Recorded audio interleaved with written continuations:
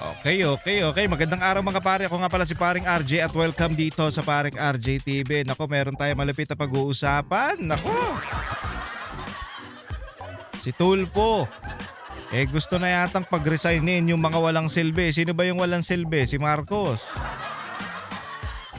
Pinagre-resign niya na. Kasi kung wala daw kayong silbi, mag-resign na lang kayo. Sino ba yung pinapatamaan mo dyan, Sir, Sir Erwin? Si Bongbong ba? Ang presidente ba natin? Ayan ang pag-uusapan natin ngayon. At pag-uusapan din natin yung kay yung issue ni Boying. Boying Rimulya versus Boying Rimulya, anak ng putsa.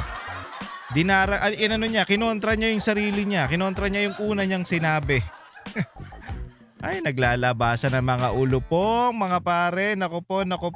Pero bago tayo mag-umpisa, please subscribe to my channel at huwag kakalimutan mag-share at mag-likes ng ating mga videos, yo. Ganun din po, pakifollow po ang aking Paring RJ sa Facebook at Paring RJ TV sa YouTube at Paring RJ Banateros sa TikTok. Yes! Nako, napasensyahan nyo na. Medyo baka lumaylay yung energy ko, ha? Medyo pagod tayo ngayon. Marami tayong ginawa, mga pare. Ay, nako. Pero, syempre, hindi tayo magpapalipas. Pipilitin ko pa rin mag-vlog para sa inyo. Yes! Ganyan kayo ka-importante sa akin, mga pare. Kaya magbablog pa rin tayo kahit pagod. So pagpasensyaan nyo na ako, medyo naglo-loading ako. At syempre pag-uusapan din pala natin mamaya, mga pare, yung kay Senator Bong Revilla. Medyo dadaanan natin yan bago tayo magtapos kasi ang daming tanong ng taong bayan. Bakit si Senator Bong Revilla ang pinuntirya samantalang ang tinuturo ng mga 18 Marines etong mga congressman, 'di ba? Hinahatiran pa mismo nila ng pera. At eto, mga pare, ha, hindi lang basta hinahatiran, hindi lang basta tinuro, detalyado yung mga sinabi nila na kung saan, anong oras, anong petsa, may picture, may ebidensya. Pero bakit si Senator Bong Revilla ang tinarget nila? Naku po, ayan ang mga pag-uusapan natin ngayon, mga pare. Pero umpisahan muna natin yan dito kay Boying. Eto, mga pare, pag-usapan natin to si Boying. Boying versus Boying. Hindi ko na nilagay yung article ay yung nakasulat, Hindi ko na nilagay, pero eto yan, mga pare. Ombudsman Rimulya versus DOJ Secretary Rimulya. Before, ang sinabi niya noon, we are not members of the ICC. So whatever relationship with the ICC is on an arm length basis. If we have to talk to them, if we talk to them but we have never spoke to them. O, di ba? Hindi daw, hindi daw tayo member ng ICC, malinaw 'yan before. Nung ano pa siya niyan, DOJ pa siya niyan, mga pare. Pero neto na siya ngayon, ombudsman na siya, kasi naalala niyo yung sinabi o yung interview ni I think Jessica Soho yun kay pangalan nitong aso na to, si Trillanes. Sabi ni Trillanes, kasi tinanong siya ni Jessica na nag-usap daw ba kayo, nagkita-kita ba kayo sa na pag-usap kayo sa ICC? Sabi ni Trillanes, walang ganyan. Hindi kami nakipag-usap, walang meeting na ganyan. Ngayon, tinanong si Rimulya kung meron bang meeting na ganyan.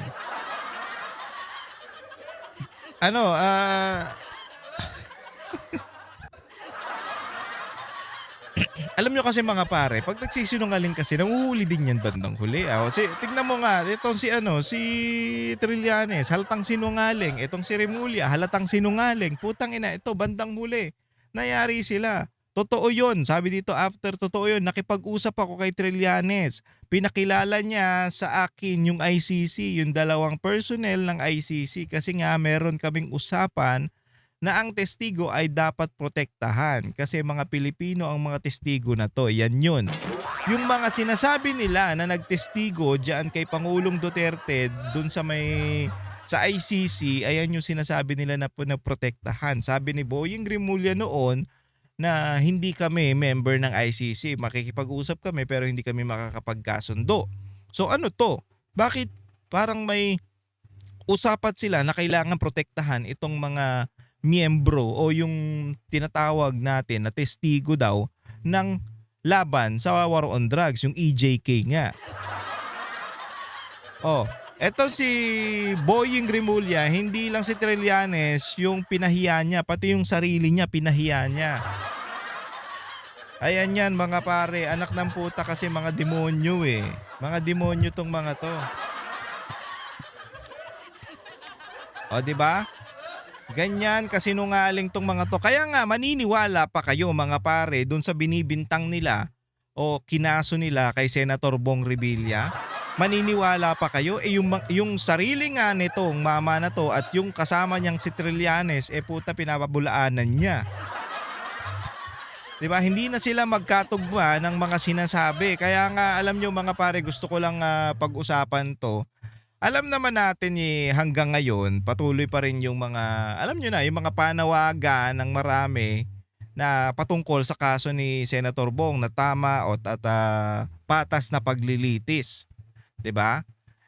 Pero habang tumatagal kasi parang dumadami pa yung tanong kaysa sa sagot. Isipin nyo to mga pare, ganito yan ang isa sa mga kaso na ibinabato o sinampa kay Senator Bong Revilla malversation. Ano ba yung malversation? Tsaka ang tanong ng iba dyan, paano nangyari yung malversation, paano nangyari yun kung hindi naman siyang direktang nag-i-implement ng proyekto? Di ba doon pa lang magtataka ka na eh. Anak ng putya, paano naging malversation yun? I-search natin yung malversation mga pare para sure tayo. Ano ba yung malversation na yan, paring RJ?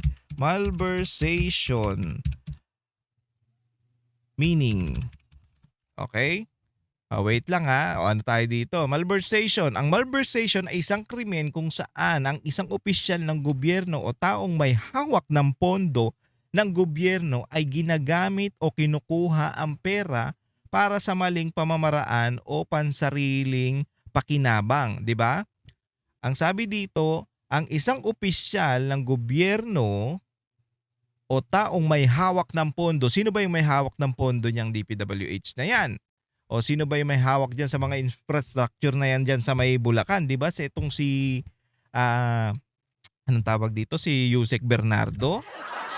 'Di ba? O sabi dito, pagnanakaw o maling paggamit ng pera ng gobyerno ng taong may responsibilidad sa pondo. Halimbawa, may pondo ang gobyerno na 10 milyon para sa flood control project. Ang opisyal na may hawak ng pondo, take note, may hawak ng pondo ay kumuha o gumamit ng bahagi ng pera para sa ibang bagay na hindi para sa proyekto. So paano natin masasabi mga pare? Paano nila nasasabi na may kasong malversation o binabatong kaso kay Senator Bong Revilla malversation? Hindi naman siya humahawak ng pondo. Diyang project sa flood control dyan sa Bulacan, di ba? O puta, doon pa lang alanganin na. Bakit nila sinasampa tong malversation mga pare? Kasi I think malversation is walang yata yan wala yang bill. So para palabasin na meron silang napakulong, para palabasin na meron silang nagagawa, sinampa nila ang kaso niyan, yung malversation, para nga naman maipakita sa mga Pilipino, o di ba meron kaming napakulong, o di ba meron kaming target, o di ba meron kaming ginagawa. Ganyan yan. Isipin nyo to, hindi rin naman siya ang humahawak ng pondo ng DPWH, si Senator Bong. Tapos Meron pang may sinasabi na falsification o public documents, 'di ba? Tapos kung iisipin mo, sino ba ang gumagawa ng mga report kung tapos na o hindi pa nagagawa ang isang infrastructure project? Hindi ba ang mga opisyal mismo at engineer? O sino yung mga yon? 'Di ba? Sino yung gagawa nun? DPWH, si Yusek Bernardo at yung mga engineer niyang mga pulpol. 'Di ba? Anong kinalaman ni Senator Bong Revilla diyan sa gago, 'di ba? Hindi, pinapaliwanag ko to mga pare para mas maintindihan nyo, mas malawak, para pangmasang para mas maintindihan ng pangmasa, para mas mababaw. 'Di ba? Para mas madaling magets. Kasi kung iisipin mo, pucha, DPWH, hindi naman DPWH secretary si Senator Bong Revilla, hindi naman siya hindi nga nanalo eh.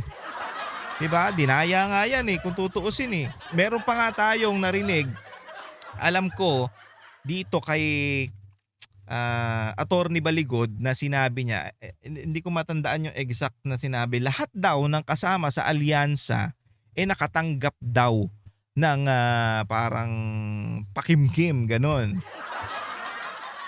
So meron daw isa doon na hindi nakatanggap. Hindi kaya si Senator Bong Revilla yung hindi nakatanggap kasi o hindi niya tinanggap kasi baka nga naman magsalita siya patungkol dun sa mga yun. Hindi niya naman ugali yung mga ganyan. So, kaya siguro siya nilaglag dahil hindi siya nakikisama sa mga katarantaduhan ng gobyerno na to. Ganun din. Aminin na natin. Sige, sabihin na natin sumali siya doon, sumama siya dyan sa alyansa, pero hindi naman dahil sumama siya sa alyansa, katulad na siya nung mga yun. 'Di ba? Si Camille nga nandyan eh, 'di ba?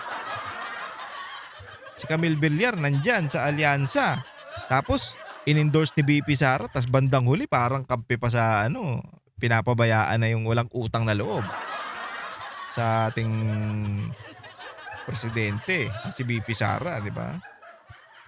O kaya nga nagtataka ako dito Hindi ba ang DPWH ang pangunahing nangangasiwa ng mga proyekto, 'di ba? Mga project na 'yan.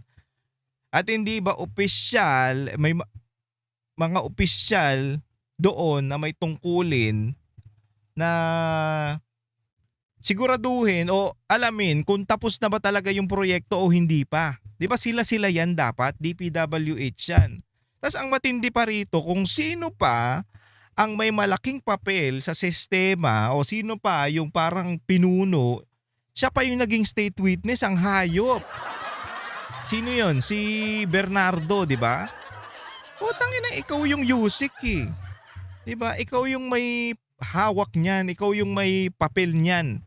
Ikaw yung may pinakamalaking trabaho diyan. Putang ina, ikaw ang nagkaroon ng kalokohan under sa'yo. Bandang huli, hindi ikaw pa yung bidang hayop ka. 'Di ba siya yung state witness? Tapos parang baka ba maya siya pa yung tatayo sa korte na magtuturo ng iba. Siya pa yung tumitistigo sa iba na tangina. Ikaw yung gumawa ng kahayupan diyan. Kaya nakakabwisit malaking kagaguhan talaga 'to. Diba, kung sino pa yung sinasabing may alam sa loob ng sistema at siya pa yung hindi nakapiit, siya pa yung hindi nakakulong, siya pa yung malaya, siya pa yung pa-chill-chill lang, di ba? Putang ina, samantalang ang linaw-linaw na walang kinalaman o hindi konektado si Senator Bong Revilla dyan sa mga binabato nila. Ang weirdo di ba? Pero alam nyo, bilang isang mamamayan, mga pare, mapapatanong ka rin na ganito na baka kahayop tong gobyerno natin? Ganito na ba tayo parang parang ang style kung saan sila makikinabang dun sila papabor. Tapos kung saan sila, kung hindi na, kung wala kang pakinabang, dadalihin ka na nila. Hayop, 'di ba? Kaya nga nakaka-frustrate, nakakabwisit, bad trip, 'di ba? Utang ina ninyo. Ito hindi ko to hindi ko sinasabing walang kinalaman o walang kasalanan si Senator Bong Revilla, pero lumalabas kasi yung mga ebidensya O lumalabas yung masasabi natin na sistema na sila talaga yung may pakana ng mga yan. Putang ina, anong kinalaman ng isang senador doon sa Bulacan? At isa pa, paano niya hahawakan yan? District engineer ang may mga hawak niyan.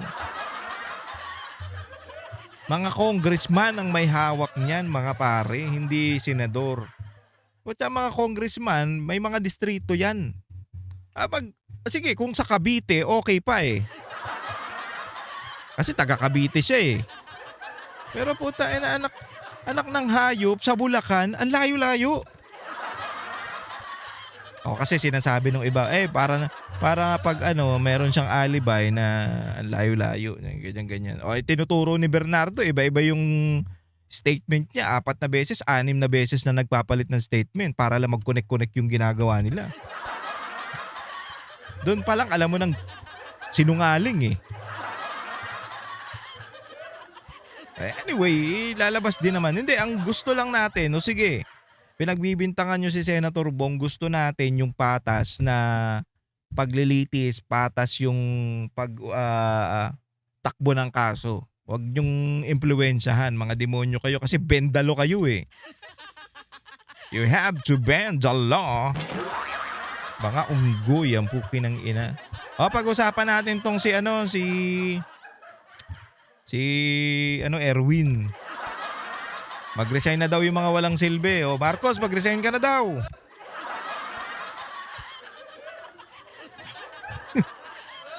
Sinabon sa pagdinig ng Senado ang mga opisyal ng pamahalaan na nagpabaya umano sa gitna ng gulo sa Middle East. Bukod sa mga absent na kawani, hindi rin daw gumagana ang hotlines para sa mga OFW. Nasa frontline ng balitang yan, si Mayan Los Baños. Ba't ganon? Kung natakot kayo, pag hupa ito, lumayas kayo dyan, mag-resign kayo lahat. Wala naman kayong mga silbi. Yan ang hamon ni Senator Erwin Tulfo sa mga kawani ng Department of Migrant Workers, Overseas Workers Welfare Administration at Department of Foreign Affairs na nakadistino sa Middle East na apektado ng gulo ng Amerika, Israel at Iran. May mga natatanggap daw na sumbong si Tulfo na walang sumasagot sa mga hotline ng mga naturang ahensya kaya walang maasahang tulong ang ilang OFW. Kailangan yung tumulong. Kawawa naman. 24/7 sabi ng Pangulo, dapat kayo bukas. Hindi yung, kung hindi pa tatawag dito, kung hindi pa tatawag mga senador, tsaka pa lang kayo bubuksan ninyo yung mga telepono ninyo. I understand, natatakot lahat po tayo. Pinili nyo ho yan Hindi nyo ba ninyo naisip yan? Yan ang trabaho na pinili ninyo, so panindigan na ninyo. Bago President yan, Marcos daw. magkasamang dumalo sa pagdinig ng Senate Committee on Migrant Workers ang magkapatid na Tulfo. Binasa ng chairman ng komite na si Senator Raffy Tulfo ang mga reklamong natanggap ng kanyang opisina mula sa mga OFW. Ang sumbong nila, nauna pa raw umabsent at magtago ang ilang staff ng DMW, OWA at DFA sa gitna ng giyera. Dito nga sa Bahrain, may advice sila na close sila bukas Hindi, mana kasi sa amo. Hindi, ganito Di ba nag-aalala na tong mga pare. Ganito kasi yan. Alam ko sinabi ko na to noong unang gera. Alam ko may mga gera noon.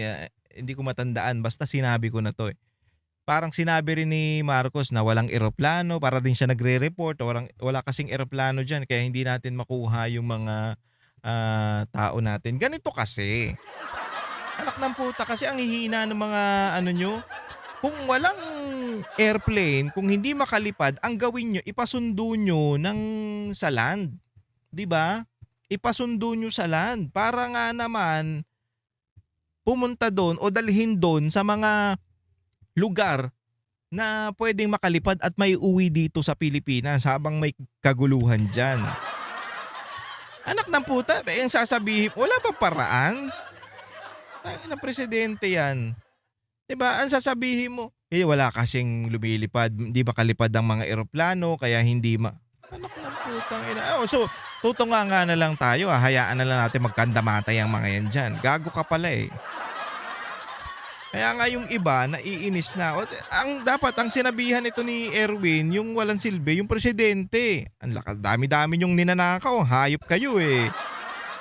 Tangina, gasino ba naman mag-arkila kayo ng bus, sunduin yung mga kababayan natin dyan sa Middle East, tapos idalhin dun sa mga pinakamalapit na airport na pwedeng magpalipad.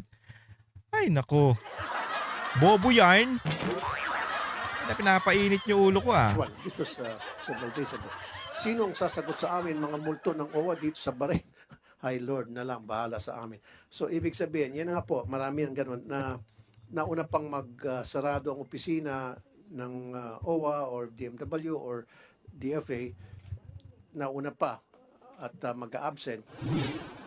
Depensa naman ni DMW Secretary Hans Kakdak, Ang instruction po ngayon, all hands on deck. Those are my exact words. Everybody, walang mag-a-absent. Everybody should be there. Let's put ourselves in their shoes.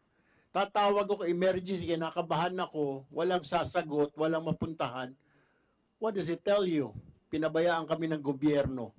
Remit kami ng pera, binubuhay namin yung ekonomiya ng Pilipinas. Pagdating ngayon sa trouble, nasaan yung gobyerno? Wala na, kanya-kanya na tayo kasi nakanakaw na kami ng pera. Ganyan ang prinsipyo ng Marcos administration, di ba? Ay, kanya-kanya na muna tayo. Basta pagdating sa trouble, kayo na munang bahala dyan. Kaya nyo na yan. Chill. Okay nang ina, ang pangit nga. Tignan nyo yung report niya dun sa puta, hindi man lang humanap ng magandang, talagang sa garden, tas nakatayo ka. Puta, para nagiinom kayo dun ah. Alam ko Saturday ba yun? Sabado? Saturday o Sunday yata yun. Putang ina, nagiinom siguro yung mga yan, no? Yung mga Marcos. Inom muna tayo. Sunday ngayon. Chill. Honey, meron ka ba champagne dyan? Puta, nag-chill siguro. Tapos tumawag yung boss, kailangan mo kailangan magbigay ng message para sa mga kababayan natin sa ganun ba? O sige, puta, tayo na lang ako dito, videoan nyo ako. Di man lang humanap ng magandang lugar, sumandal ka man lang sa puti, sa itim. Kailangan talaga sa garden. Puta, para kang walang sa bagay, wala kang pakialam. Pukin ng ina, ginagera na yung mga kababayan natin. Tapos ikaw pa, nasa garden ka lang. Hayop, di ba?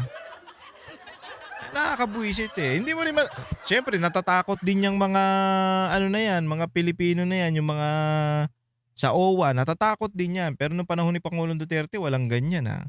Natatakot din yung mga yan. Kaya nga kasi, bakit sila nagkakaganyan, naghahanap ng Kasi walang inaasahan sa gobyerno natin eh. Imbis na ang gawin nila, ang gawin ng gobyerno, sige, na natin yan, hintayin nyo, papunta na dyan yung mga sasakyan natin, tapos dyan susunduin para dalhin dun sa safe na lugar o kaya dalhin sa may airport na open ang flight.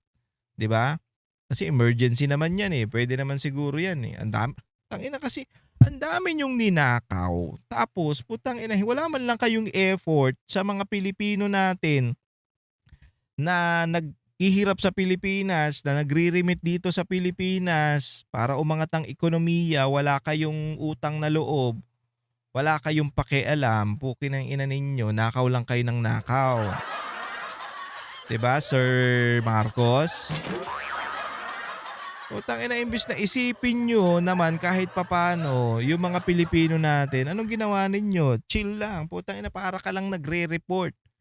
News anchor ka ba? Hayop ka? Putang ina, para kang para kang news anchor ah. Putang ina to. Namin. Don't do that kasi nakaka-frustrate ho yun. Oh yes. paliwanag ni Kakdak March 1, isang araw matapos mangyari ang unang pag-atake sa Middle East, agad silang nagpulong kasama ang mga labor attaché. Kaya tiniyak niyang nagtatrabaho ang mga tauhan nila. Nakita ko po sa sarili kong mata sa sa Zoom call yung tao natin sa Bahrain, labor attaché natin at welfare officers. But nevertheless, Mr. Chair, we will look deeper into this. Ipinakita rin sa pagdinig ang ilang OFW na nananawagang makauwi na sila ng Ayan, Pilipinas. kawawa na. Ayan yung panawagan nila, makauwi na ng Pilipinas. Siya naman talagang presidente to. Sana ako makauwi na sa Pilipinas. Po ako natutulog. Mag-isa lang ako dito. Bawat po pagsabog ng bomba sa Rafi, ramdam na ramdam po dito yung pagyanig ng buong bahay sa Rafi.